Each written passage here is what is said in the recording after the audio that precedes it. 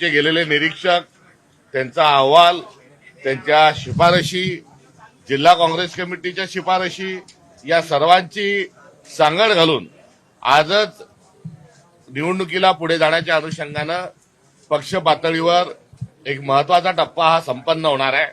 राज्याचं सगळं नेतृत्व यामध्ये सहभागी राहील, विविध आमच्या संघटनांचे प्रतिनिधी यामध्ये सहभागी राहतील आणि सर्व समावेशक सर्व संघटनांना सामाजिक स्वरूपाचं, सामाजिक न्यायाची भूमिकेचं, सोशल इंजिनिअरिंगचं सर्वांचं एकंदरीत गोळाबेरीज करून आजची प्रक्रिया, तिकीट वाटपाची प्रक्रिया संपन्न होणार आहे।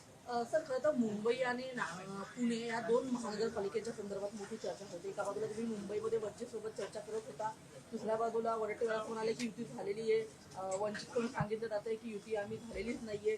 तर नेमका काय गोंधळ झालोय मुंबईच्या महानगरपालिकेत? नाही, गोंधळाचा विषय नाही, त्यामध्ये अनेकांची इच्छा आहे की वंचित आणि काँग्रेसची सोबत यावं आणि त्या दृष्टिकोनातून सकारात्मक भूमिकेतून लक्ष त्याकडे काँग्रेस पक्षाचं आणि मोठ्या प्रमाणावर संविधानवाद्यांचं लक्ष त्याकडे लागलेलं आहे।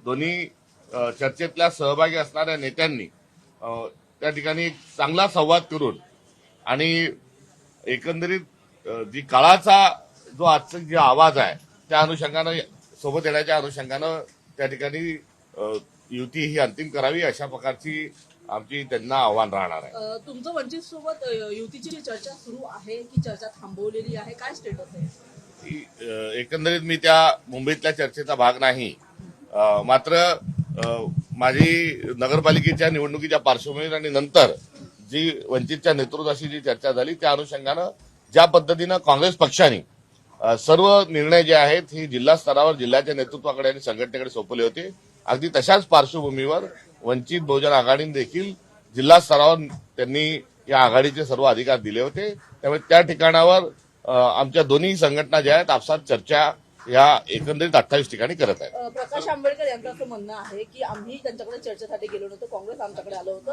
आणि काँग्रेसने नेहमीप्रमाणे चर्चा सुरू केली आणि थांबवली सुद्धा। ते नेहमी युतीची चर्चा करतात, युती मात्र करत नाही। या जो एक ब्लॉक आहे या नेरेटिव्हचा हा कुठेतरी हा गुंता सुटला पाहिजे अशीच या एकंदरीत परिस्थितीच्या अनुषंगानं माझी इच्छा आहे। वंचित सोबत चर्चा करण्यासाठी आपण एक समिती म्हणजे एक शिष्टमंडळ खरं निवडलेलं होतं, मात्र त्याच्यामध्ये मुंबईच्या अध्यक्षा वर्षा गायकवाड यांचा सहभाग नव्हता आणि त्याच्यामुळे कुठेतरी युती होणारच नाही किंवा ही चर्चा फिसकटेल अशी शक्यता सुरुवातीपासूनच सुरू होती आणि आता त्याला कुठेतरी ते खरं ठरलंय अशी एक म्हटलं जातं। नाही, असं अजिबात असं म्हणण्यात काही अर्थ नाही, कारण अखिल भारतीय काँग्रेस कमिटीचे सचिव UB व्यंकटेशजी हे स्वतः या एकंदरीत चर्चेचा एक महत्वपूर्ण भाग आहे आणि जबाबदारीनं पक्षांनी 3 लोकांकडे संवादाची चर्चेची जी तयारी दर्शवली आहे ती संयुक्तिक आहे। त्यामुळे अशा कुठल्याही चर्चा नाही, प्रामाणिक प्रयत्न हा दोन्ही बाजूनी होत आहे एवढंच या निमित्तानं। ठाकरेंची युती झालेली आहे, आता मुंबईत त्यांनी स्पष्ट नकार दिला आहे भूमिका घेण्यासोबत। मुंबईच्या बाहेर इतर ठिकाणी तुम्ही महाविकास आघाडी म्हणून उद्धव ठाकरे असतील किंवा मनसेला सोबत घेणार आहात?